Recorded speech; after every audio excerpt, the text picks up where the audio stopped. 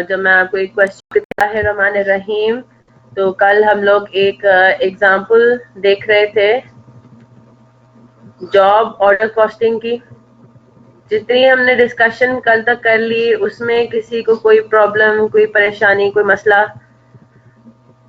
Study text से हम इस चीज को देख रहे हैं और हम इंशाल्लाह फिर जब मैं आपको एक क्वेश्चन भी दूंगी करने का, तो होपफुली उसमें इतना कोई प्रॉब्लम आप सबको नहीं आएगा।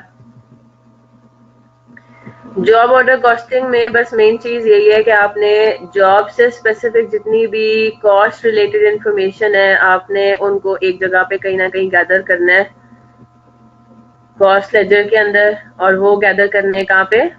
जॉब अकाउंट्स के अंदर। अब वो हम सारा हिसाब किताब देखेंगे, ठीक है? कि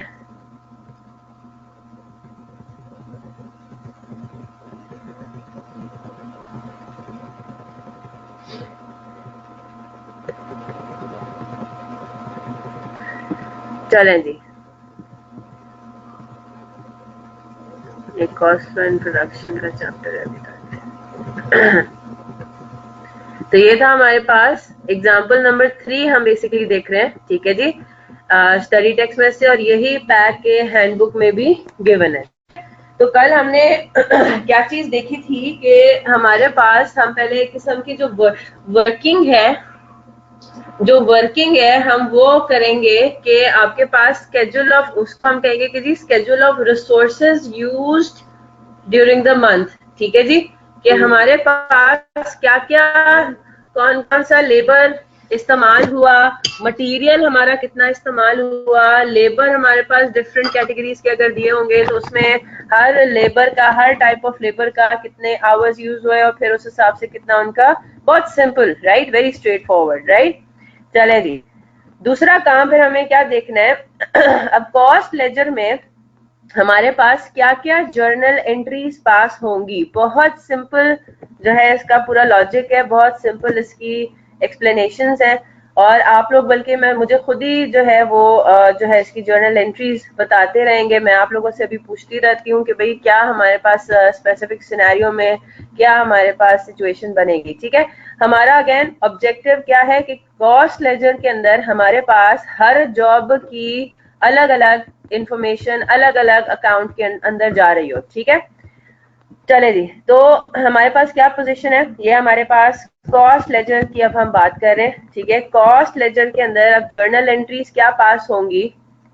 सबसे पहला सिनेरियो हमारे पास है,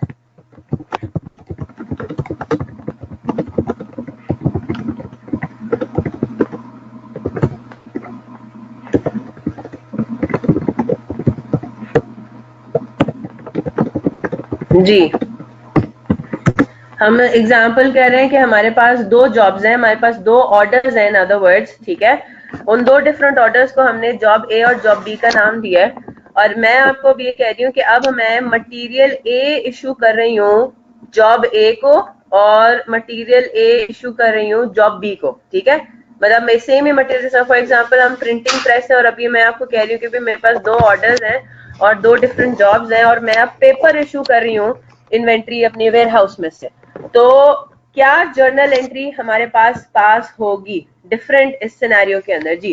क्या आपको लगता है? मैं आपको बता रही हूँ कि जी जॉब अकाउंट्स डिफरेंट मेंटेन होंगे कॉस्ट लेजर के अंदर। जॉब ए का अकाउंट अलग होगा, जॉब बी का अकाउंट अलग होगा। जरा सोच के बताइएगा, परचेज ऑफ मटेरियल में तो एक जर्नल एंट्री पास होनी है ना। परचेज के टाइम पे क्या जर्नल एंट्री आपके पास होगी? आपके पास होगा इन्वेंट्री अकाउंट डेबिट, और कौन सा account credit? Payable account credit, yes और नो? तो इसके अंदर तो कोई जॉब की बात हो ही नहीं रही। जब आपने पेपर परचेज किया तो उसमें तो जर्नल एंट्री ये पास हुई। हमारे पास जॉब्स से रिलेटेड काम शुरू कब होगा? वो काम होगा जब हम अब इशू कर रहे हैं, पेपर हमने खरीद के लाके रख लिया और अब हम उनको दो डिफरेंट जॉब्स के लिए एक साथ ही फॉर एग्जांपल इशू कर रहे हैं। Work in process account cost ledger में मेंटेन नहीं होगा। WIP नहीं कहेंगे शाहजेब फरजीन, WIP नहीं कहेंगे, बस job A account debit, job B account debit, material account credit, inventory account credit. Very good, बिल्कुल ठीक, सिंपल हो गया है ना। हमने job account A, job account B. ठीक है, हमने दो डिफरेंट अकाउंट्स मेंटेन किए हैं और अब हम कॉस्ट बेसिकली लेके जा रहे हैं ना। हम क्या कह रहे हैं, हमारे पास मटेरियल, इन्वेंट्री, जो भी आपके पास सिनेरियो है, ठीक है, आपने उसमें से अब सामान निकाला, अब आपके रॉ मटेरियल से सामान निकला और अब वो कहाँ लग रहा है, वो दो डिफरेंट जॉब्स पे लग रहा है। अब आपको पता है ना, आपने कैलकुलेट कर लिया कि जॉब ए पे कितना लग रहा है, जॉब बी में कितना लग रहा है। बात समझ आ गई? आपके पास ये पता, आपको इन्फॉर्मेशन पता लग गई, अमाउंट इन रुपीज आपने कैलकुलेट कर लिया कि जॉब ए में कितनी मटेरियल हमने लगा रहे हैं, जॉब बी में हम कितना मटेरियल लगा रहे हैं, उसमें तो कोई इशू है ही नहीं, उसको बाइफरकेट करने में कोई मसला नहीं है। क्लियर होगी ना बात? तो job account A debit, job account B debit. ठीक है जनाब, इजी। इसी तरह से अगर हमारे पास कोई रिटर्न्स वगैरह होते हैं तो वो भी हम जो है वो उसको ऑपोजिट हम कर लेंगे। ठीक है, returns, return of inventory to warehouse, इसकी ऑब्वियसली बात है रिवर्स एंट्री पास होगी।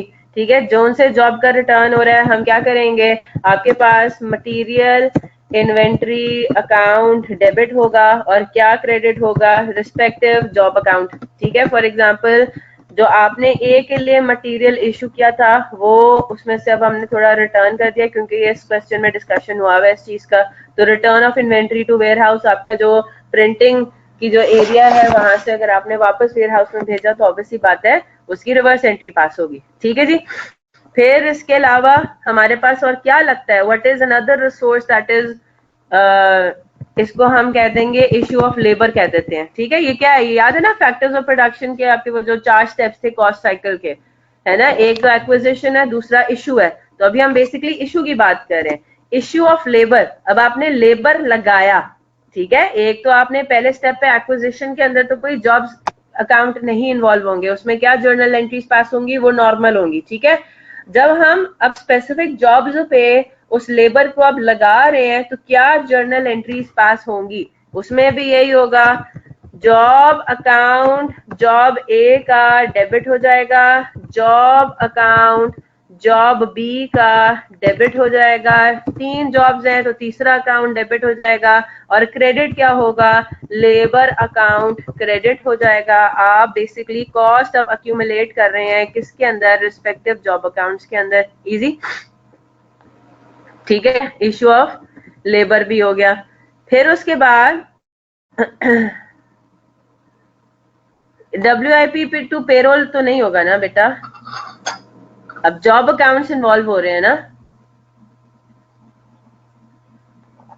एक्विजिशन के टाइम पे हमजा, एक्विजिशन के टाइम पे अब यहाँ पे अब सिचुएशन थोड़ी डिफरेंट हो जाएगी ना। ठीक है, एक्विजिशन के टाइम पे आपका जर्नल एंट्री पास होगी, लेबर अकाउंट डेबिट एक्विजिशन के टाइम पे, और क्या क्रेडिट, पेएबल क्रेडिट। ठीक है, कॉस्ट लेजर के अंदर। एक्विजिशन के टाइम पे अब ये, अब WIP अकाउंट आपने इन्वॉल्व करना ही नहीं है कॉस्ट लेजर के अंदर, जॉब ऑर्डर कॉस्टिंग में। WIP अकाउंट कहाँ इन्वॉल्व होगा, हाँ जी, WIP अकाउंट कहां पर बनेगा, जनरल लेजर में सिर्फ। बात समझ आ रही है? आप इसको बिल्कुल इसी तरह से समझे ना जिस तरह अब ये जॉब ऑर्डर कॉस्टिंग है ना, जॉब ऑर्डर कॉस्टिंग में चीजें अब थोड़ी सी डिफरेंट है, बाकी सब चीजें बिल्कुल सेम है लेकिन अब चीजें डिफरेंट क्या है, जब आप कॉस्ट लेजर देखोगे तो वहां पे आपको WIP अकाउंट नजर ही नहीं आएगा, बिल्कुल उसी तरह से जिस तरह उन्होंने बुक में भी रेफरेंस दिया हुआ है। जिस तरह कंट्रोल अकाउंट्स जब बन रहे होते हैं तो जब आप सेल्स लेजर देखते हो तो आपको सेल्स लेजर में डेटर्स कंट्रोल अकाउंट नजर नहीं आता, आपको वहां पे इंडिविजुअल डेटर्स के अकाउंट नजर आते हैं। इसी तरह से कॉस्ट लेजर पे जब हम नजर मारेंगे तो कॉस्ट लेजर में आपको इंडिविजुअल जॉब्स के अकाउंट्स नजर आएंगे, जो एक सिंगल अकाउंट आपको नजर आएगा WIP अकाउंट के नाम से, वो नजर आएगा आपको GL के अंदर। I hope that's clear now. ठीक है, जॉब अकाउंट्स इंडिविजुअल है, WIP अकाउंट उन सबका निचोड़ है, उन सबका समरी है, उन सबका एक टोटल है। ठीक है, बस इस तरह से समझ लें। क्लियर हो गई बात? फिर इसी तरह से जब हम variable and fixed, variable production overheads का देख लेते हैं।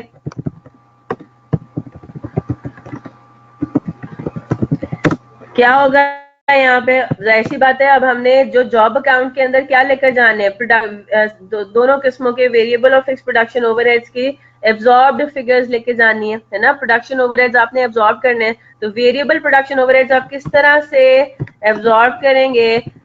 जॉब अकाउंट ए को जितना जाना है वो डेबिट हो जाएगा, जॉब अकाउंट बी को जितना जाना है वो उसके अकाउंट में डेबिट हो जाएगा, और क्रेडिट क्या हो जाएगा? Variable production overheads account. अब यहाँ पे थोड़ा डिफरेंट है ना, हमने इससे पहले वेरिएबल प्रोडक्शन ओवरहेड्स अकाउंट पढ़ा ही नहीं था, हमने तो फैक्ट्री ओवरहेड्स अकाउंट, याद है, इस तरह की चीजें पढ़ी थी। तो अब थोड़ा सा यहाँ पे डिफरेंट हो रहा है ना, यहाँ पे हमारे पास जॉब ऑर्डर कॉस्टिंग में थोड़े डिफरेंट टी अकाउंट्स मेंटेन हो रहे हैं, विच इज टोटली फाइन। ठीक है, कॉस्टिंग एक अलग किस्म का सिस्टम यहाँ पे फॉलो हो रहा है। ये मैं अभी आपको सारी जर्नल एंट्रीज इंशाल्लाह बताऊंगी तो समझ में आ जाएगा। अब हम इसको एक दफा एग्जाम्पल के थ्रू भी देखेंगे तो और क्लियर हो जाएगा। ठीक है, ये तो हो गया वेरिएबल प्रोडक्शन ओवरहेड्स एब्जॉर्ब्ड। ठीक है,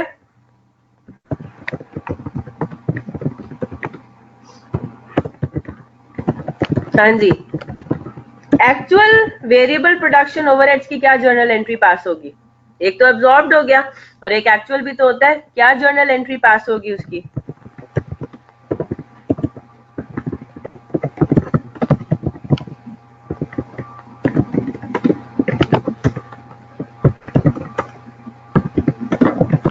हाँ जी, क्लियर हो रही है बात? वेरिएबल प्रोडक्शन ओवरहेड्स डेबिट और पेएबल क्रेडिट। ठीक है, तो वेरिएबल प्रोडक्शन ओवरहेड्स का अब जाहिर सी बात है, अगर आपको वेरिएबल और फिक्स्ड अलग अलग नहीं दिए हुए, एक ही दिया हुआ है प्रोडक्शन ओवरहेड्स के नाम से, तो आपने एक ही टी अकाउंट बनाना है। यहाँ पे उन्होंने अगर सेपरेट दे दिया तो आप सेपरेटली काम करेंगे। क्या होगा? एक्चुअल आपके पास for example variable production overheads आते हैं 1 लाख रुपीज, तो 1 लाख रुपीज से आपने क्या कर दिया? डबल एंट्री क्या पास कर दी? Variable production overheads account debit और पेएबल क्रेडिट। यस और नो? ये एक्चुअल है, 1 लाख रुपए आपको पे करना है, और आपने जो एब्जॉर्ब करने हैं वो है फॉर एग्जाम्पल 80,000। 80,000 आपने एब्जॉर्ब करने हैं दोनों जॉब्स में मिला के। तो जॉब ए को जितना जाएगा वो आपने जॉब अकाउंट ए में डेबिट कर देना है, जॉब बी में जितना जाएगा वो जॉब बी के अकाउंट में डेबिट कर देना है, और 80,000 से वेरिएबल प्रोडक्शन ओवरहेड्स का अकाउंट क्रेडिट कर देना है। 1 लाख से डेबिट हुआ हुआ है, 80,000 से क्रेडिट हुआ हुआ है। यस और नो? ओवर एब्जॉर्ब्ड है, अंडर एब्जॉर्ब्ड है? अंडर एब्जॉर्ब्ड है ना 20,000 से। यस और नो? तो फिर उसकी क्या ट्रीटमेंट होगी वो आगे जाके चलेंगे। यहां तक समझ में आ गई बात? आपने एक्चुअल वेरिएबल ओवरहेड्स इनकर किए हैं 1 लाख रुपीस के, लेकिन जॉब अकाउंट में क्या जाना है? एब्जॉर्ब्ड फिगर जानी है। जॉब अकाउंट के अंदर आपने एब्जॉर्ब करना है प्रोडक्शन ओवरहेड्स को। सिमिलरली फिक्स्ड प्रोडक्शन ओवरहेड्स का भी इसी तरह से होगा, है ना?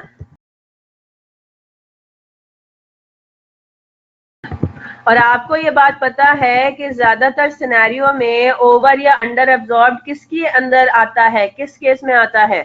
फिक्स्ड प्रोडक्शन ओवरहेड्स में ही ओवर या अंडर एब्जॉर्ब का सिनेरियो बनता है ना? वेरिएबल लिखा है कि होता ही नहीं है। यस, तो वेरिएबल में आपको कोई, जितना आपने इनकर किया 1 लाख रुपीज आपने इनकर किया और 1 लाख रुपीज ही आपने एब्जॉर्ब कर दिया। ठीक है, तो बेसिकली ओवर या अंडर एब्जॉर्ब का कोई सिनेरियो बनेगा ही नहीं। ठीक है, तो क्या सिनेरियो हो गया? आपने फिक्स प्रोडक्शन ओवरहेड एब्जॉर्ब की, क्या जर्नल एंट्री पास होगी? जॉब अकाउंट ए आपका डेबिट हो गया उसकी रिस्पेक्टिव अमाउंट से, जॉब अकाउंट बी आपका डेबिट हो गया उसकी रिस्पेक्टिव अमाउंट से, और क्रेडिट क्या हो गया? Fixed production overheads account. ठीक है,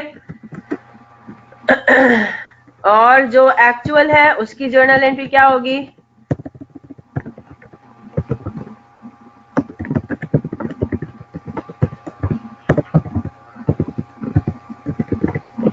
हाँ जी, क्या जर्नल एंट्री पास होगी? Fixed production overheads account debit, और क्या क्रेडिट? Payable credit. नॉर्मली हम देखते हैं कि वो पेबल ही होती है अमाउंट। ठीक है, तो जब अगर इस सिनेरियो में आपके पास ज्यादा चांसेस हैं कि फिक्स प्रोडक्शन ओवरहेड्स एक्चुअल थे 1.5 लाख रुपए, आपने 1.5 लाख रुपए इनकर किए, 1.5 लाख रुपए आपको पे करने हैं, तो 1.5 लाख रुपए से fix production overhead account debit और पेबल क्रेडिट, और आपने जो एब्जॉर्ब किए वो किए फॉर एग्जांपल 1 लाख रुपए, तो 1 लाख रुपए जॉब अकाउंट ए और जॉब अकाउंट बी में डिवाइड हो जाएंगे किसी रिस्पेक्टिव बेसिस के हिसाब से, ठीक है। और आपने 1 लाख रुपए से fix production overhead account credit कर दिया, 50,000 रुपए का आ गया फिक्स प्रोडक्शन ओवरहेड अकाउंट के अंदर, 50,000 रुपए का आ गया अंडर एब्जॉर्ब, बिल्कुल फैक्ट्री ओवरहेड अकाउंट की तरह। कंट्रोल अकाउंट याद है ना, एफओएच कंट्रोल अकाउंट में भी इसी तरह से होता था। डेबिट साइड पे आता था एक्चुअल, क्रेडिट साइड पे आता था एब्जॉर्ब, और वो कहाँ पे जा रहा होता था, वो डेबिट हो रहा था डब्ल्यूआईपी अकाउंट में। यहाँ पे डब्ल्यूआईपी अकाउंट की जगह कॉस्ट लेजर में क्या आ रहा होगा, जॉब अकाउंट्स आ रहे होंगे। आई होप आपको सिमिलैरिटीज नजर आ रही है जर्नल एंट्रीज के अंदर, इतना कोई डिफरेंस नहीं है ना।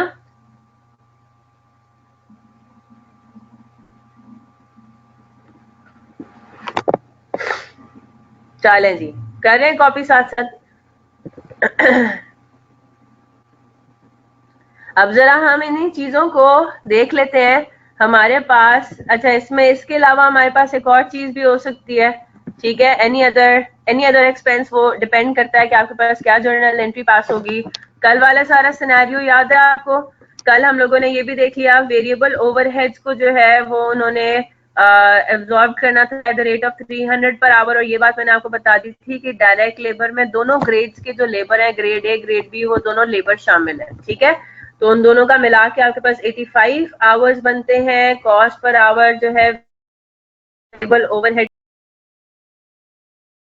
एग्जाम्पल में आपको दी हुई है कितनी, 300 रुपी पर आवर, ठीक है। किधर दिया हुआ है ये देख लेते हैं। ये रहा, variable overhead recovery rate is 300 rupees per hour, और जो फिक्स प्रोडक्शन ओवरहेड है वो आपने रिकवर करना था, एब्जॉर्ब करना था at the rate of 320 rupees per hour, है ना। तो आपने ये जो फिगर्स कैलकुलेट हुई है, मुझे जरा ये बताइएगा, वेरिएबल ओवरहेड जो कैलकुलेट हुए हैं ये वाली अमाउंट, और जो फिक्स्ड ओवरहेड कैलकुलेट हुए हैं 1,52,000, क्या ये एक्चुअल है या एब्जॉर्ब्ड है?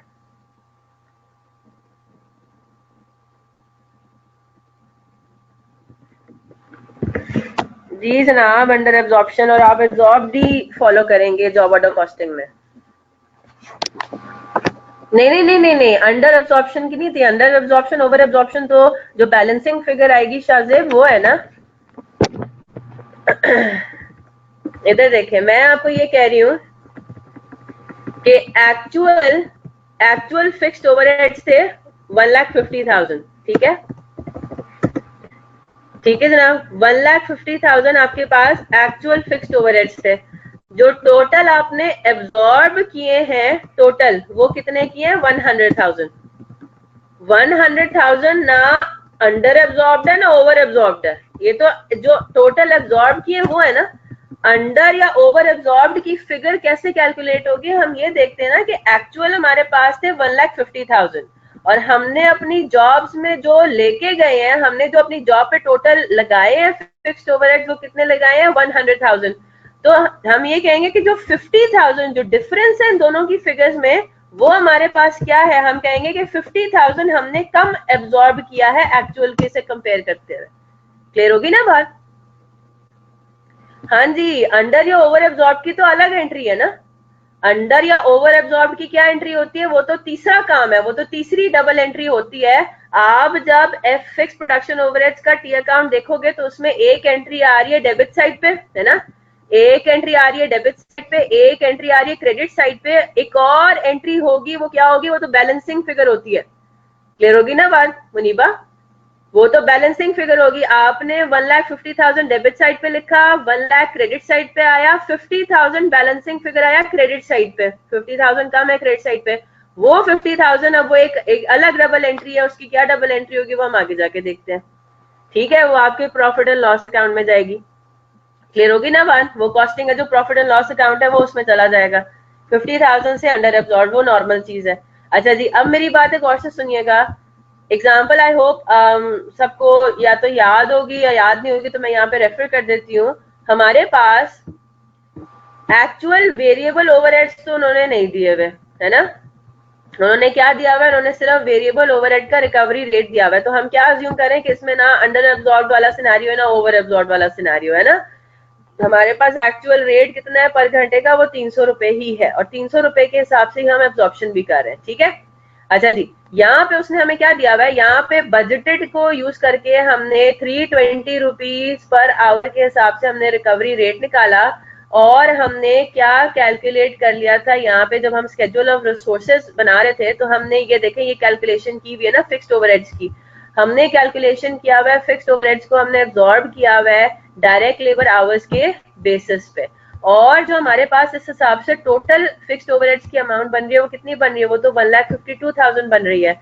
1,52,000 एब्जॉर्ब्ड अमाउंट है, और एक्चुअल जो हमारे पास फिक्स्ड ओवरहेड्स है वो उसने आपको बता दिए, दे आर 1,61,000। तो यहाँ पे क्या सिनेरियो हो रहा है, यहाँ पे अंडर एब्जॉर्ब्ड की सिचुएशन अराइज हो रही है, यस और नो। 1,52,000 बेसिकली आपने कैलकुलेट कर लिया कि हमने जॉब 1, जॉब 2, जॉब 3 पे ये टोटल फिक्स्ड ओवरहेड्स ये एब्जॉर्ब करने हैं, इन सबका टोटल बन रहा है 1,52,000। क्लियर हो गई ना बात। तो ये आपके पास हो गई absorbed amount, job account A B C debit, fixed over production overhead account credit 1,52,000 से। बात समझ आ रही है। 1,61,000 आपके पास एक्चुअल फिक्स प्रोडक्शन ओवरहेड्स है, 1,61,000 और 1,52,000 का जो डिफरेंस है वो हमारे पास अंडर एब्जॉर्ब की अमाउंट बनेगी। आई होप दैट्स क्लियर, ठीक है। अब हम आते हैं जरा अपने जर्नल एंट्रीज जो भी हमने देखी है उनको अप्लाई करते हैं, ठीक है। आपने ये सारी पहले टास्क 1 में ये कैलकुलेशन कर ली थी, ये कल हमने देख लिया था। हमने material x job A, job B, job C पे कितना लगाया, मटेरियल वाई कितना लगाया, लेबर ग्रेड ए कितना लगा, लेबर ग्रेड बी कितना लगा, वेरिएबल ओवरहेड्स हमारे कितने लगे एब्जॉर्ब करने हैं, फिक्स्ड ओवरहेड्स हमने कितने एब्जॉर्ब करने, ये किस्म की तो कैलकुलेशंस आपको करनी ही थी। इसको हम नाम दे रहे हैं कि these are the schedule of resources used during the month, ठीक है। अब हमने अपने कॉस्ट लेजर में जॉब अकाउंट्स के अंदर अब इन रिसोर्सेज को लगाना है, एलोकेट करना है। तो देखें क्या हो रहा है, मटेरियल एक्स आपने टोटल कितना इशू किया था, ये आपके पास यहाँ पर आ रही है इंफॉर्मेशन, ठीक है।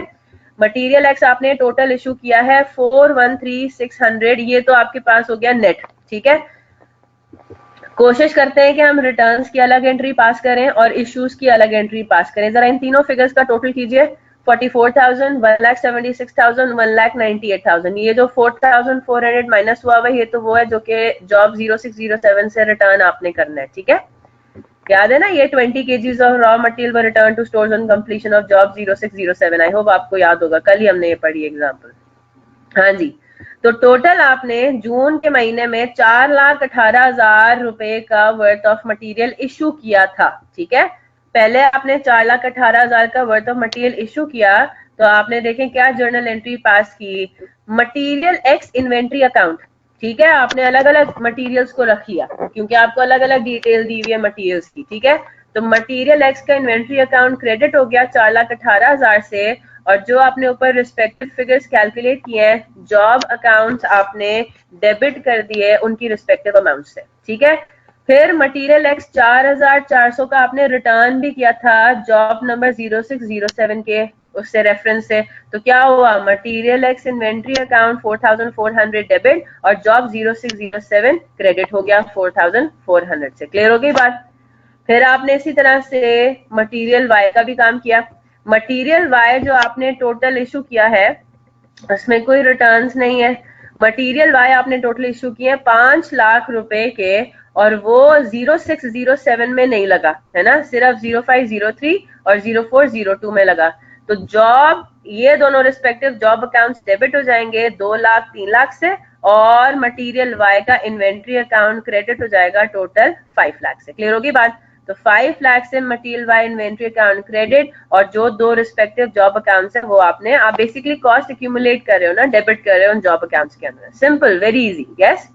इसी तरह से आपने जी लेबर की कैलकुलेशन की थी। आपने देखा था कि भाई रिस्पेक्टिव जॉब्स में जो हमारा ग्रेड ए लेबर है वो कितना उसकी हमें वेजेस हमने पे की, 82,500 की टोटल आपने वेजेस पे की है लेबर ग्रेड ए को, ठीक है। और जिसमें बाइफिकेशन आपके पास आ रही है 15,000, 30,000, 37,500। तो रिस्पेक्टिव आपने जॉब अकाउंट्स डेबिट कर दिए 15,000, 30,000, 37,500। और ग्रेड ए का लेबर अकाउंट अलग बनाया, ग्रेड बी का लेबर अकाउंट अलग बनाया, ठीक है। अकाउंटिंग में हमने कोशिश ये करनी है कि हम जितनी ज्यादा सेग्रीगेशन कर सकते हैं अपनी इंफॉर्मेशन की, for again internal reporting purposes, है ना। आपको ये पता होना चाहिए कि भाई आपने जो स्किल्ड लेबर है उसको कितना टोटल वेजेस पे किए, अनस्किल्ड लेबर को कितने वेजेस पे किए। तो बेहतर है कि आप इनके पेरोल अकाउंट्स भी डिफरेंट बनाएं, ठीक है। तो आपने ग्रेड ए लेबर अकाउंट अलग बनाया, ग्रेड बी लेबर अकाउंट अलग बना लिया। क्लियर हो गई बात। तो वो अल्टीमेटली एक सेम जॉब अकाउंट में रहे, ठीक है, लेकिन आप उनकी डिटेल आपने अलग अलग अपने पास मेंटेन कर दी। इससे पहले हमने मटेरियल एक्स मटेरियल वाई तो पढ़ा ही नहीं था, हमने तो एक ही रॉ मटेरियल पढ़ा था। यस, हमने इसी तरह से लेबर का भी एक ही कैटेगराइजेशन हमने पढ़ी थी, ठीक है जनाब। तो अगर डिफरेंट कैटेगराइजेशन आपके पास आ रही है तो आप उसके डिफरेंट अकाउंट्स मेंटेन कर ले, कोई मसले वाली बात तो नहीं है। एक इन्वेंट्री अकाउंट मेंटेन करने के बजाय अब आपके पास दो इन्वेंट्री अकाउंट्स हो जाएंगे, मटेरियल एक्स इन्वेंट्री अकाउंट अलग, मटेरियल वाई इन्वेंट्री अकाउंट अलग हो गया। क्लियर होगी बात? जी जनाब, सब बात समझ आ रही है ना? मुझे खुद से सॉल्व करवाने की जरूरत तो नहीं। अगर किसी को लग रहा है कि समझ नहीं आ रहा, आप खुद सॉल्व करवाएं जिस तरह हम नॉर्मली करते हैं क्लास में, तो आप मुझे जरूर बताएं, मैं उस तरह से कर लूंगी। मुझे लग रहा है कि इसमें हमें सिर्फ मतलब हम गो थ्रू ही करें तो ज्यादा बेहतर है। बिल्कुल क्लियर है, ये बिल्कुल स्ट्रेट फॉरवर्ड है। इसी तरह से अब हमें तीसरी क्या चीज लगानी है, कन्वर्जन कॉस्ट में एक और चीज अब आपके पास आ जाती है, प्रोडक्शन ओवरहेड्स। प्रोडक्शन ओवरहेड्स में, वेरिएबल ओवरहेड्स में तो कोई एब्जॉर्ब या एक्चुअल के दरमियान डिफरेंशिएशन नहीं है। ये बात समझ आ गई ना? ये देखें जरा, वेरिएबल प्रोडक्शन ओवरहेड्स को जब हम देखते हैं तो वेरिएबल प्रोडक्शन ओवरहेड्स में उसने सिर्फ हमें 300 रुपीज पर आवर दिया हुआ है, दैट्स इट।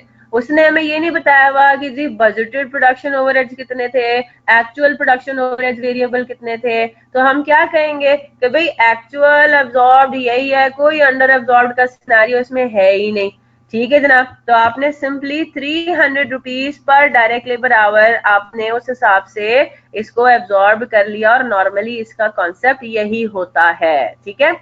क्या जर्नल एंट्री पास होगी आपके पास? जॉब अकाउंट 0503, 0402, 0607 डेबिट हो जाएंगे इन रिस्पेक्टिव फिगर से जो आपने कैलकुलेट किए हुए स्केड्यूल ऑफ रिसोर्सेज में। और क्रेडिट क्या हो जाएगा? Variable production overheads account. यहाँ पे भी क्योंकि फिक्स्ड और वेरिएबल में बाइफिकेशन है तो हम क्या करेंगे, फिक्स प्रोडक्शन ओवरहेड अकाउंट अलग रखेंगे और वेरिएबल प्रोडक्शन ओवरहेड अकाउंट अलग रख लेंगे। क्लियर होगी बात? चले जी, मैं चार्ट बॉक्स जरा मिनिमाइज कर रही हूँ। तो यही आपके पास ऊपर स्केड्यूल ऑफ रिसोर्सेज में आपने 1,42,500 कैलकुलेट किया था टोटल। तो ये production overhead variable overhead account में क्रेडिट हो गया और डेबिट आपके हो गए respective job accounts.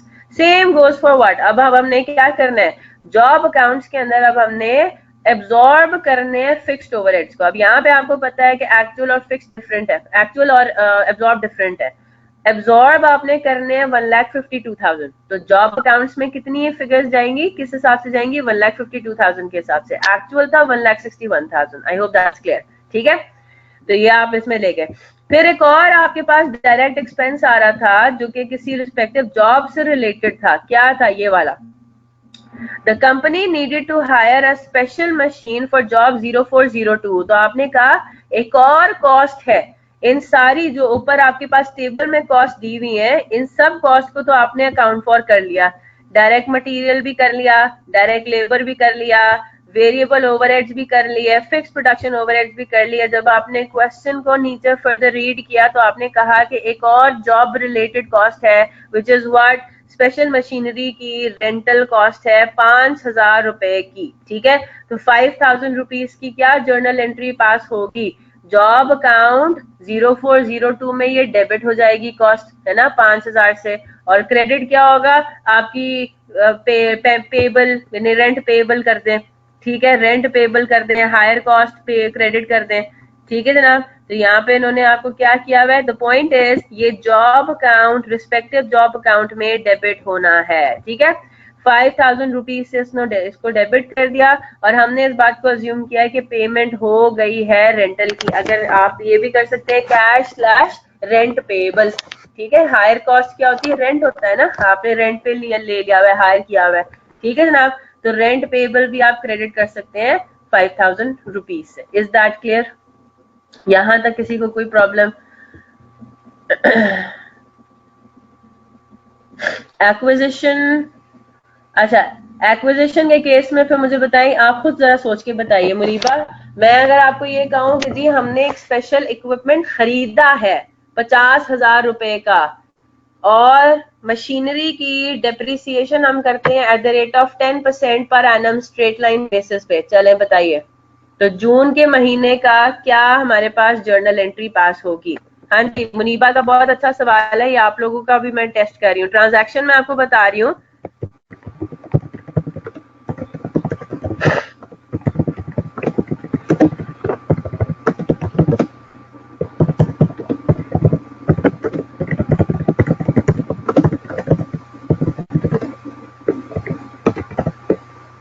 %10 straight line basis. हाँ जी, मेरा आपसे सवाल ये है कि कॉस्ट लेजर में क्या जर्नल एंट्री पास होगी? चलें जी। आइडियली तो एफएच में जाना चाहिए। हम अज्यूम कर रहे हैं कि वो अभी प्रोडक्शन ओवरहेड्स में नहीं गया हुआ, आइडियली उसे में जाना चाहिए। हम अज्यूम कर रहे हैं कि वो अलग से इंफॉर्मेशन दी हुई और वो कह रहा है कि वो अभी तक उसकी अकाउंटिंग नहीं हुई। हाँ जी, बताइए जरा, कॉस्ट लेजर में 50,000 की कोई जर्नल एंट्री होगी कॉस्ट लेजर में?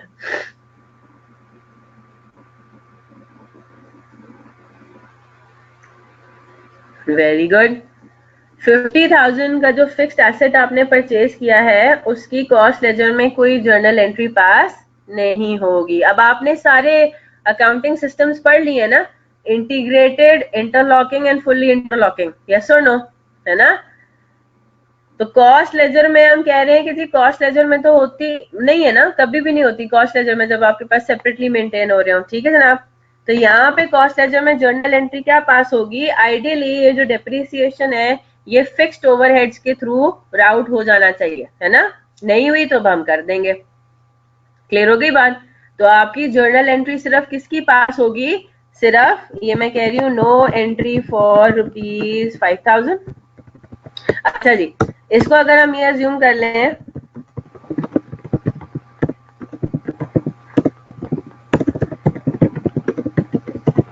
डायरेक्ट एक्सपेंस ले लेते हैं उसको, ठीक है। अगर हम डेप्रिसिएशन एक्सपेंस को डायरेक्ट एक्सपेंस लेते हैं तो उसकी फिर क्या जर्नल एंट्री पास होगी? बड़ा सिंपल है, हाँ जी।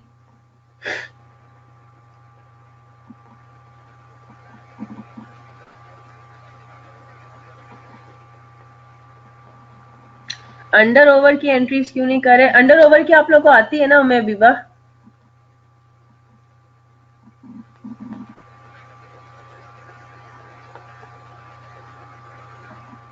ठीक है, अंडर ओवर की आपको आती है ना?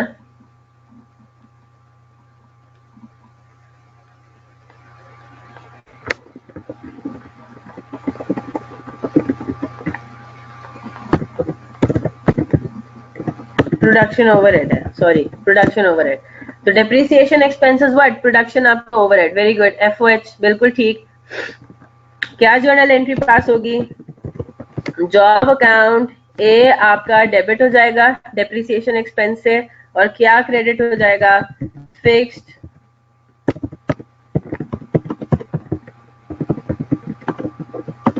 सिंपल हो गया, एलोकेट हो गया 5,000 से।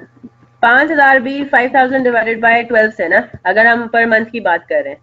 अगर हम पर अभी अगर हम जून की बात कर रहे हैं तो जून के केस में क्या होगा? 50,000 मल्टीप्लाइड बाय 10% तो हो जाएगा पर एनम मल्टीप्लाइड बाय 1/12, है ना?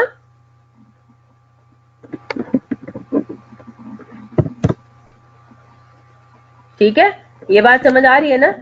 हम तो एक महीने की बात कर रहे हैं ना, ये अगेन क्वेश्चन पे डिपेंड करता है। मैंने तो उसको जून के महीने में, अभी मैं इस एग्जाम्पल, करंट एग्जाम्पल पे मैंने इसको डाल दिया, ठीक है ना।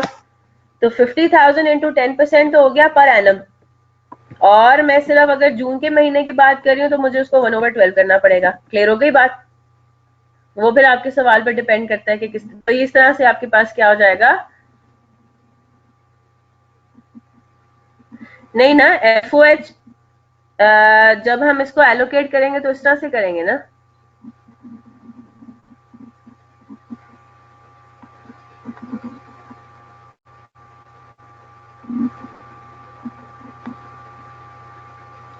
जॉब अकाउंट में सिर्फ जी जनाब, सिर्फ डेप्रिसिएशन जाएगी।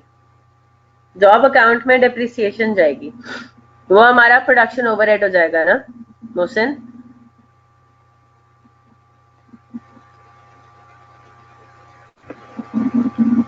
ठीक है, अगर तो आपने रेंट पे लिया है,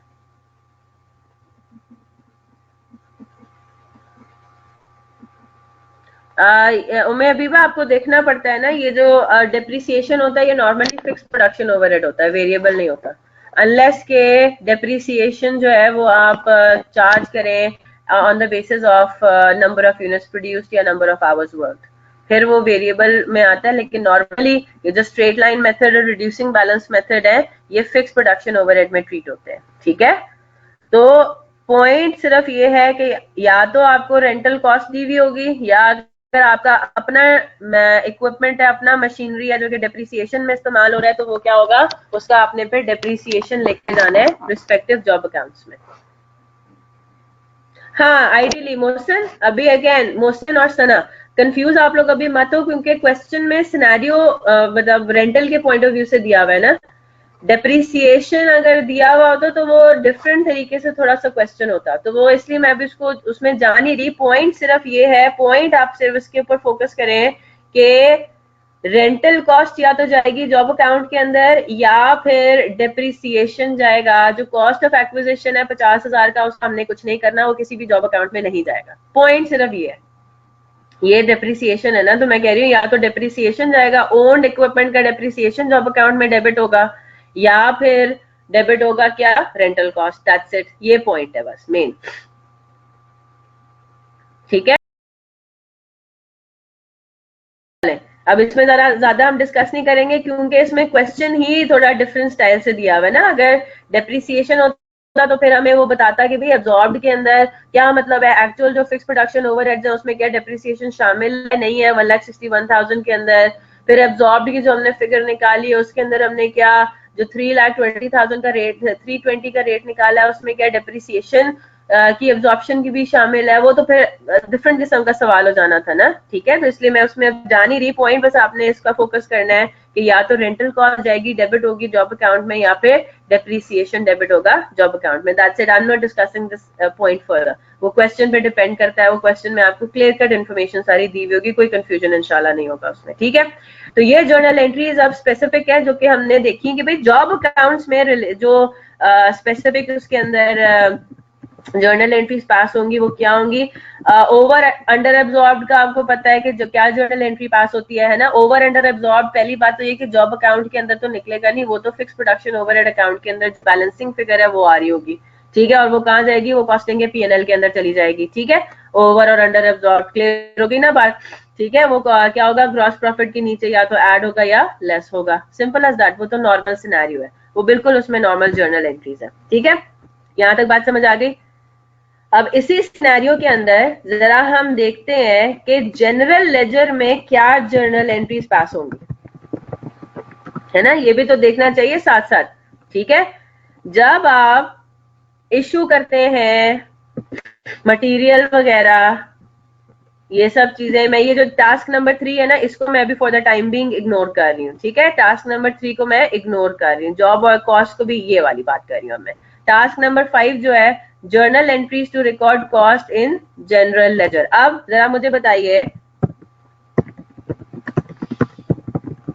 वही काम क्या होगा, जब आप मटेरियल इशू करेंगे तो जनरल लेजर में क्या जर्नल एंट्री पास होगी। हाँ जी, इश्यू ऑफ मटेरियल्स क्या जर्नल एंट्री पास होगी आपके जनरल लेजर में? कोई भी नहीं? नहीं जनाब, पास होगी, बिल्कुल होगी। क्या जर्नल एंट्री पास होगी जॉब ऑर्डर कॉस्टिंग में?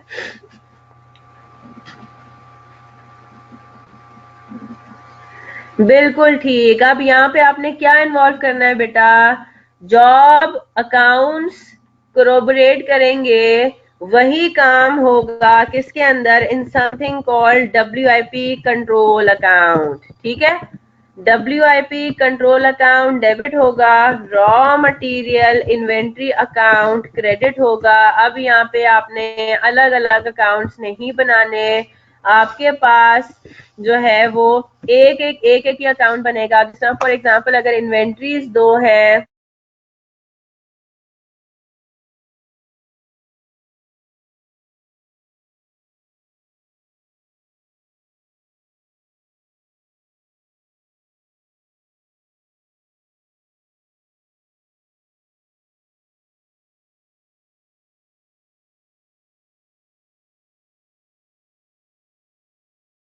अब जनरल लेजर में क्या होगा? जी जनाब, आवाज आ रही है? जनरल लेजर में क्या होगा? जनरल लेजर में अब आपने इतनी ज्यादा बाइफिकेशन नहीं करनी, ठीक है?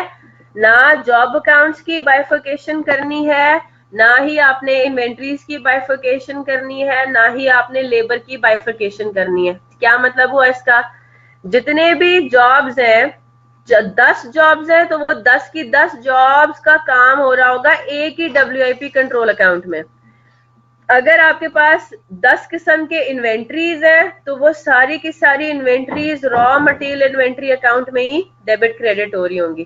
ठीक है, बात समझ आ गई? तो कॉस्ट लेजर में तो हमने इन्वेंट्री ए को मटेरियल ए का मटेरियल अकाउंट अलग मेंटेन किया, मटेरियल अकाउंट बी का अलग मेंटेन किया। लेकिन जनरल लेजर में अब आपने सिंगल अकाउंट्स मेंटेन करने। क्यों भाई? अगर आपको डिटेल चाहिए, ठीक है, अगर आपको डिटेल्स चाहिए कि भाई मटेरियल ए हमने कितना इशू किया, कौन से जॉब पे इशू किया, वो उसके लिए फिर आप कॉस्ट लेजर में आ जाए। ठीक है ना, बात समझ आ गई? तो जनरल लेजर में अब सारी चीजें समराइज्ड फॉर्म में एक ही अकाउंट में मेंटेन होंगी। I hope that's clear. ठीक है जी। तो WIP कंट्रोल अकाउंट अब यहाँ पे देखिए नहीं है ना, बाइफिकेशन नहीं है। हमने मटेरियल ए इशू किया तो मटेरियल ए के लिए जर्नल एंट्री क्या पास की? Raw material inventory account credit किया और WIP अकाउंट डेबिट कर दिया। 10 जॉब्स के लिए इशू किया लेकिन बाइफिकेशन नहीं की, सिंगल अमाउंट से आपने डेबिट क्रेडिट एंट्री पास कर दी। डिफरेंस समझ में आ रहा है? ठीक है। इसी तरह से आपके पास जो इश्यू ऑफ लेबर है, इश्यू ऑफ लेबर के केस में क्या जर्नल एंट्री पास होगी? इश्यू ऑफ लेबर में भी यही होगा, WIP कंट्रोल अकाउंट डेबिट हो जाएगा। टोटल आपने लेबर कितना आपने लगाया प्रोडक्शन में, ठीक है, कितने घंटे लगे, कितना आपने लेबर लगाया प्रोडक्शन के अंदर, वो टोटल अमाउंट सारी जॉब्स पे मिला के जितना भी अमाउंट बनेगा आपने WIP कंट्रोल अकाउंट में डेबिट कर देना है। और क्रेडिट किसको कर देना है? सिंगल पेरोल अकाउंट को। अब भले वो उसमें जितने भी आपके पास ग्रेड्स है, जितना भी टोटल आपने लेबर लगाया, लेबर की अमाउंट लगी, वो आपने डेबिट क्रेडिट इस तरह से कर दी। बात समझ आ रही है? ठीक है, तो ये देख लीजिए, साथ साथ इसको देख लेते हैं, साथ साथ इसको देख लेते हैं। कितना हमने इशू किया था याद है? 4,18,000। रॉ मटेरियल एक्स कितना आपने इशू किया था? 4,18,000 से WIP कंट्रोल अकाउंट। इसमें तो जॉब ABC तीनों की अमाउंट शामिल थी, याद है? तो आपने WIP कंट्रोल अकाउंट एक सिंगल अकाउंट को डेबिट कर दिया और एक इन्वेंट्री कंट्रोल अकाउंट क्रेडिट कर दिया। बात समझ आ गई? इसी तरह से 4400 से आपने मटेरियल एक्स को रिटर्न किया था, तो इन्वेंट्री कंट्रोल अकाउंट डेबिट करके WIP कंट्रोल अकाउंट क्रेडिट कर दिया। ये बताने की जरूरत ही नहीं पड़ी कि जॉब ए है, जॉब बी है, जॉब सी है, क्या है। ठीक है। इसी तरह से मटेरियल एक्स, जो मटेरियल वाई जब आपने इशू किया था तो वो टोटल अमाउंट कितनी थी याद है? 2 जॉब्स पे थी, 2 लाख और 3 लाख, दैट्स इट, है ना? 5 लाख रुपए टोटल आपने मटेरियल वाई जो है वो इशू किया था। तो 5 लाख रुपए से देखिए अब क्या हो रहा है? 5 लाख रुपीज से WIP कंट्रोल अकाउंट डेबिट और वही वाला इन्वेंट्री अकाउंट क्रेडिट जो आपने मटेरियल एक्स के लिए इस्तेमाल किया। यानी कि मटेरियल एक्स मटेरियल वाई की जनरल लेजर में एक ही अकाउंट में जर्नल एंट्री पास हो रही है। इसी तरह से job A, job B, job C, इन तीनों जॉब्स की जर्नल एंट्री एक ही अकाउंट में पास हो रही है, WIP control account. Is that clear? Yes और नो? ठीक है। इसी तरह से ग्रेड ए लेबर जो है हमारा, ग्रेड ए लेबर, उसकी कितना आपने टोटल पेमेंट की थी तीनों जो है वो जॉब्स के ऊपर, वो की थी 82,500। तो जर्नल एंट्री क्या पास हुई? WIP कंट्रोल अकाउंट डेबिट और पेरोल कंट्रोल अकाउंट क्रेडिट। ठीक है। इसी तरह से जो ग्रेड बी का लेबर है उसकी जर्नल एंट्री भी WIP कंट्रोल अकाउंट डेबिट और वही पेरोल कंट्रोल अकाउंट क्रेडिट जो ग्रेड ए लेबर के लिए इस्तेमाल हुआ है। ठीक है, यानी कि कोई बाइफिकेशन इसमें नहीं हो रही। Is that clear? इसी तरह से आपके पास वेरिएबल प्रोडक्शन ओवरहेड्स। ठीक है, वेरिएबल प्रोडक्शन ओवरहेड की अब अगेन हम अज्यूम कर रहे हैं कि एब्जॉर्ब्ड एक्चुअल सेम ही है। ठीक है, तो ये क्या होगा? वेरिएबल प्रोडक्शन ओवरहेड एब्जॉर्ब की क्या जर्नल एंट्री पास होगी? WIP कंट्रोल अकाउंट आपका डेबिट होगा और क्या क्रेडिट हो जाएगा आपका? वेरिएबल ओवरहेड, आपका production basically factory overhead account. ठीक है, तो अगर डिफरेंट है तो हम डिफरेंट कर लेते हैं, वेरिएबल ओवरहेड अकाउंट आपका क्रेडिट हो गया। ठीक है जनाब। इसी तरह से जो आपके पास फिक्स्ड प्रोडक्शन ओवरहेड्स है,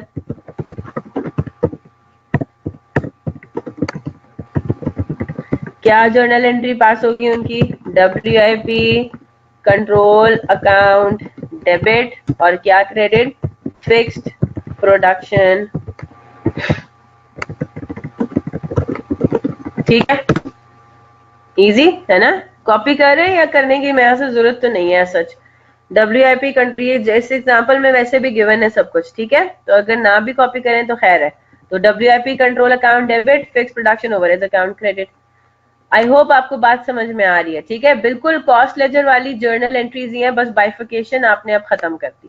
ठीक है, और अब आप सारी चीजों को कहाँ लेके जा रहे हैं? WIP कंट्रोल अकाउंट के अंदर। इसी तरह से यहाँ पे भी ओवर अंडर एब्जॉर्ब वाला सिनेरियो होगा। हायर कॉस्ट की क्या जर्नल एंट्री पास हो रही है? वही WIP कंट्रोल अकाउंट। अब यहाँ पे जॉब अकाउंट की बात हो ही नहीं रही, WIP कंट्रोल अकाउंट 5,000 से डेबिट और कैश क्रेडिट।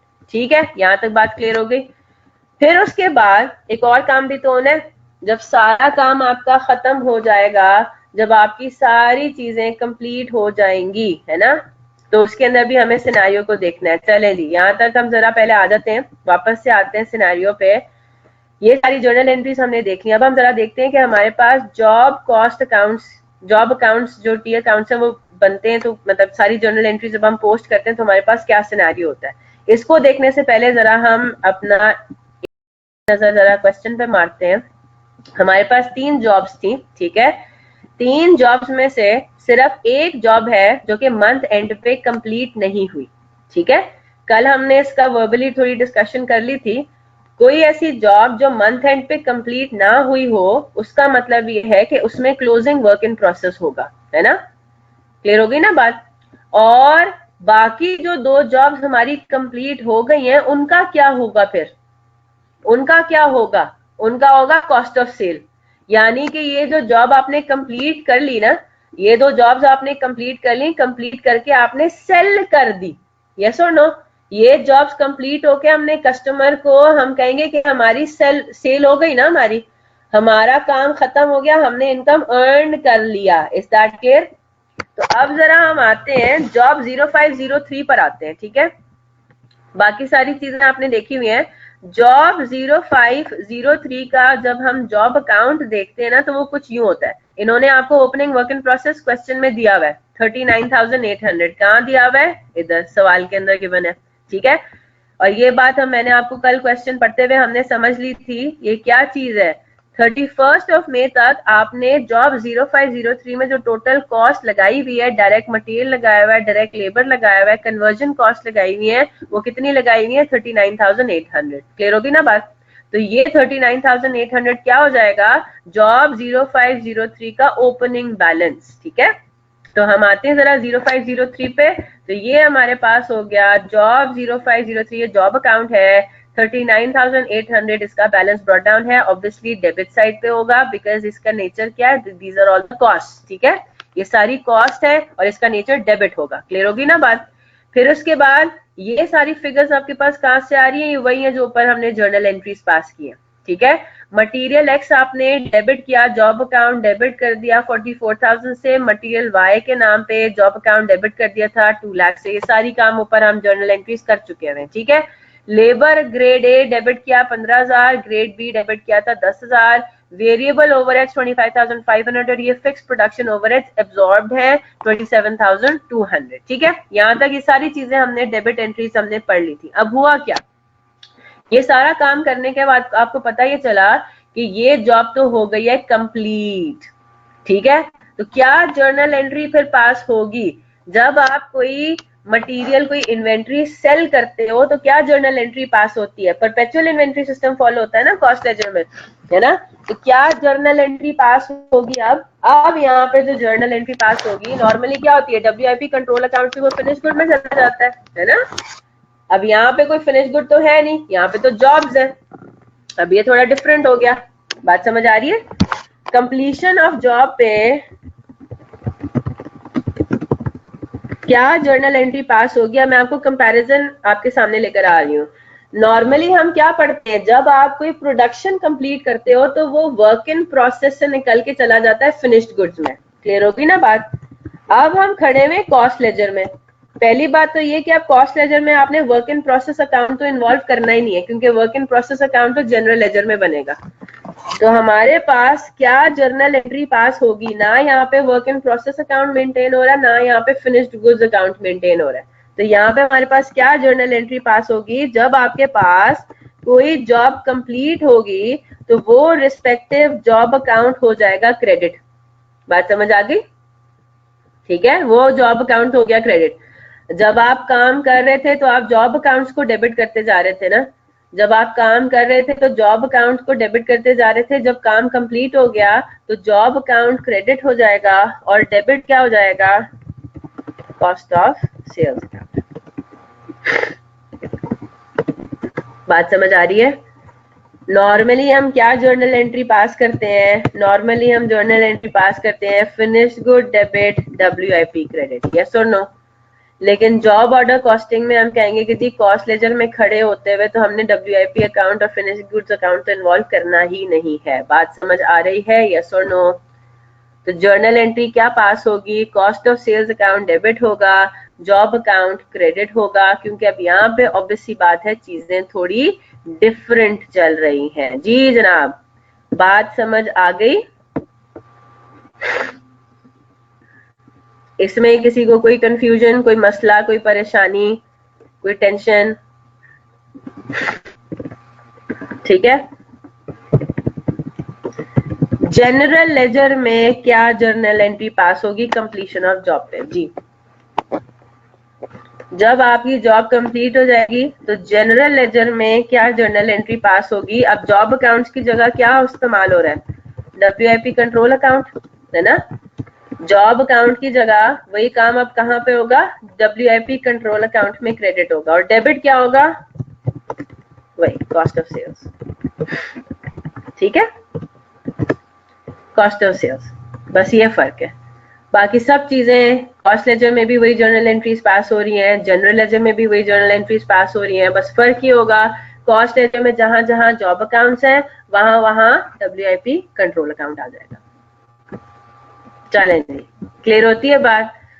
तो ये हमने देख लिया। जॉब 0503 में उसने कह दिया था कि 25 जून को वो कंप्लीट हो गया। तो देखें क्या जर्नल एंट्री पास हो रही है, जॉब अकाउंट 0503 में सिनेरियो ये बन रहा है कि जितनी भी आपने टोटल कॉस्ट लगाई है 3,61,500, ठीक है, opening WIP plus cost incur during the month, तो टोटल आपने टू डेट कंप्लीशन की डेट तक कितनी कॉस्ट लगाई, 361,500, ये आपकी बन गई कॉस्ट ऑफ सेल्स, ठीक है। तो क्या हो रहा है, जॉब अकाउंट क्रेडिट हो रहा है 361,500 से, और कॉस्ट लेजर के जो cost profit and loss account है वो आपका डेबिट हो जाएगा 361,500 से। अब हम जरा बीच वाली जॉब पर आते हैं। बीच वाली जॉब क्या थी, नॉट कंप्लीटेड, ठीक है।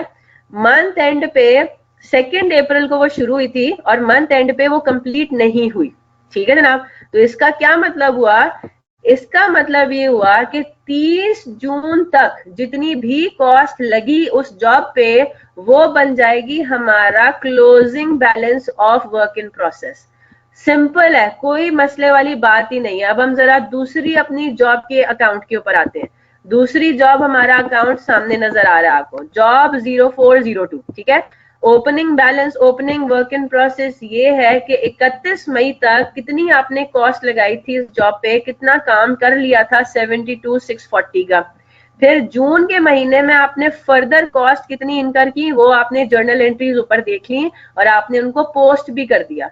पता ये चला महीने के आखिरी दिन पता चला कि ये अभी तक जॉब तो कंप्लीट ही नहीं हुई, तो जो बैलेंसिंग फिगर आएगी वो कहाँ पे हो जाएगी, वो बैलेंस कैरी डाउन बन जाएगी आपकी। क्लियर हो गई बात?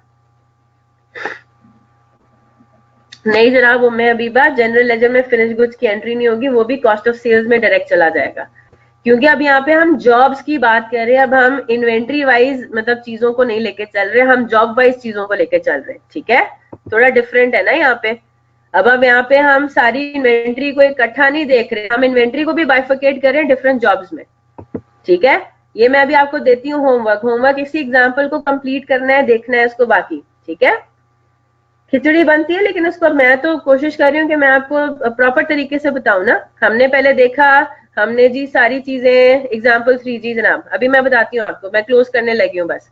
हमने देखा कि भाई पहले हमने सारी चीजें अक्वायर की, फिर हमने इशू किया, और अब हम कंप्लीशन के ऊपर आ गए। इसमें क्या खिचड़ी बन रही है, कोई मसले वाली बात ही नहीं है।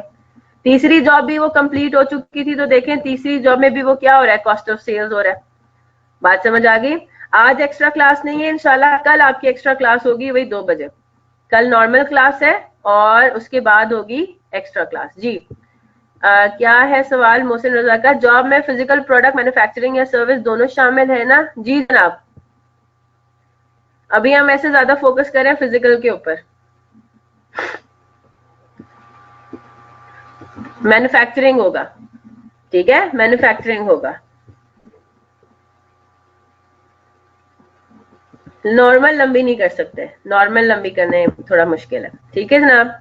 अच्छा जी, तो ये जॉब को अकाउंट्स तक की बात समझ आ गई। हमने देख लिया कॉस्ट लेजर में क्या जर्नल एंट्रीज पास होंगी, हमने देख लिया जनरल लेजर में क्या जर्नल एंट्रीज पास होंगी। फिर इनको यूज करते हुए हमने जॉब अकाउंट्स को भी देख लिया, होपफुली जॉब अकाउंट्स में भी कोई मसला नहीं है। अब हमने, मैं अभी आपको होमवर्क क्या दे रही हूँ, एग्जाम्पल 03 ही हम कर रहे हैं, ठीक है जी जनाब। ऑडिट की क्लास के लिए मैं भी आपको जाने दे रही हूँ।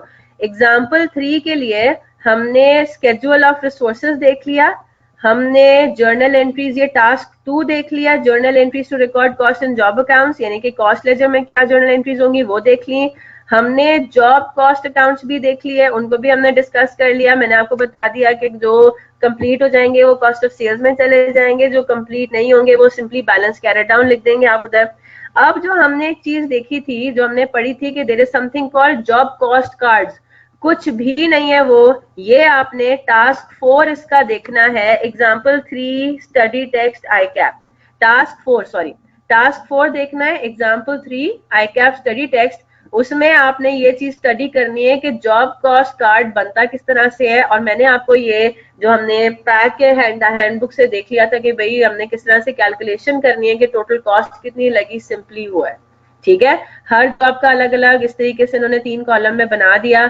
ओपनिंग वर्क इन प्रोसेस कितना लगा, फिर ड्यूरिंग द पीरियड क्या क्या मटेरियल लग रहा है, कितना लेबर लग रहा है, so on and so fourth, ठीक है। सारी चीजें उसने आपको इस तरह से बताई है। और वो उसमें क्या चीज फर्दर एब्जॉर्ब कर रहा है, एडमिनिस्ट्रेशन एंड मार्केटिंग एक्सपेंसेस भी, ठीक है। इसको एक नजर मारेंगे, स्टडी करेंगे, फिर इंशाल्लाह कल इसको हम डिस्कस करके क्लास वर्क 1 और इंशाल्लाह बैच कॉस्टिंग और सर्विस कॉस्टिंग कल हम स्टार्ट कर देंगे। और मोस्ट प्रॉब्ली ये कल जो एक्स्ट्रा क्लास में रखूंगी उसमें ये चैप्टर कोशिश करेंगे कि कंप्लीट भी हो जाए, ठीक है। तो this is your home assignment for today, example 3। और कल फिर आपको फर्दर प्रैक्टिस क्वेश्चंस और class work age home assignments मिलेंगे। अच्छा जी, एक हमारे पास सिचुएशन ये भी है कि हम 9 से 11 क्लास कर लें या 9:30 से 11 कर लें, ये कल हम डिस्कस कर लेते हैं, ठीक है। ये कल हम टाइमिंग का डिस्कस कर लेते हैं, फिर नेक्स्ट वीक से इसको इम्प्लीमेंट करना शुरू कर देंगे। लेकिन एटलीस्ट कल आपकी एक्स्ट्रा क्लास होगी 2 बजे, कल आपकी एक्स्ट्रा क्लास होगी 2 बजे। क्लास की टाइमिंग का भी हम डिस्कशन कल इंशाल्लाह कर लेंगे, ठीक है। चले जी, ऑडिट क्लास के लिए आप जा सकते हैं। चले 2:15 कर लें, 2:15 कल हम क्लास में इंशाल्लाह बात कर लेंगे इसकी। चले जी, इंशाल्लाह कल मिलते हैं फिर। Till then, take care of yourselves. Allah Hafiz.